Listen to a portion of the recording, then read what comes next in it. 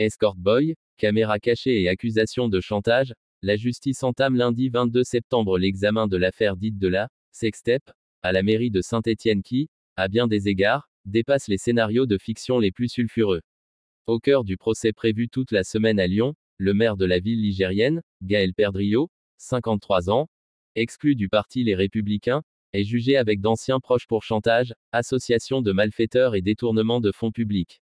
Accusé d'avoir utilisé une vidéo intime pour museler un rival, l'édile assure avoir été victime d'une instruction, à charge, et espère convaincre de son innocence le tribunal judiciaire de Lyon, où il risque une peine de prison et inéligibilité. J'ai besoin d'être débarrassé de cette épée de Damoclès, avant les municipales de mars 2026, a-t-il déclaré à quelques jours de l'audience. Sinon, la campagne de mes opposants ne portera que sur les éléments du dossier ayant fuité de manière partielle et partiale, a-t-il ajouté. Un rival filmé à son insu dans une chambre d'hôtel. Car, malgré les poursuites le visant et le lâchage d'une grande partie de la classe politique stéphanoise, Gaël Perdriau envisage de briguer un nouveau mandat. Il reste ainsi sur la ligne combative qu'il a adoptée quand le scandale a éclaté, en août 2022, avec une enquête de Mediapart.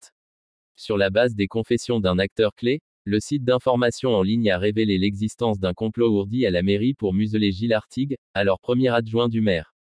Ce centriste catholique, qui s'était opposé au mariage homosexuel, a été filmé à son insu en janvier 2015 dans une chambre d'hôtel parisien avec un escort boy. Les années suivantes, la vidéo a servi à brimer ses velléités d'indépendance, écrit le site en publiant des extraits de cet enregistrement volé.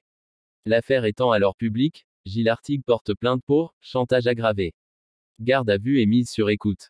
Garde à vue, mise sur écoute, perquisition s'enchaîne. En juin, les juges d'instruction estiment avoir suffisamment de preuves pour renvoyer le maire devant la justice avec son ancien directeur de cabinet Pierre Gauthieri, son ancien adjoint à l'éducation Samy Kefi Jérôme, et l'ex-compagnon de celui-ci Gilles Rossary Langlais.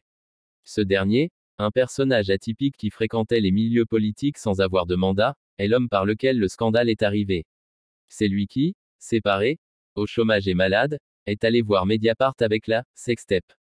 Selon son récit, le maire et son directeur de cabinet, un duo soudé, cherchaient les moyens de tenir le premier adjoint avec lequel ils avaient conclu un accord électoral de circonstance pour reprendre la ville à la gauche en 2014, mais dont ils redoutaient qu'il cherche à s'émanciper.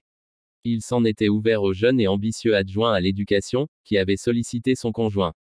Gilles Rossary Langlais admet avoir alors eu l'idée de piéger Gilles Artigue, sur le plan des mœurs.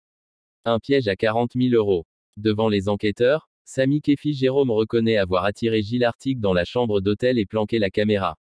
Après de premières dénégations, le directeur de cabinet reconnaît son implication et avoue avoir envisagé de compromettre un autre adversaire, l'ancien maire de Saint-Étienne Michel Thiollière, avec une prostituée mineure, sans aller jusqu'au bout cette fois. Surtout, Pierre Gauthieri lâche Gaël Perdriau qui, dit-il, a donné son feu vert au complot et a pris en main son volet financier. Selon les conclusions des enquêteurs, le piège a en effet été financé à hauteur de 40 000 € par des fonds municipaux, via des subventions accordées sur la réserve du maire, à deux associations, ayant servi de société taxi. Deux couples, à la tête de ces associations, seront jugés pour abus de confiance, sans être au courant de l'existence de la vidéo. Ils ont reversé les subventions à Gilles Rossary Langlais, qui s'en est notamment servi pour payer l'escort boy avec lequel Gilles Artigue a été filmé.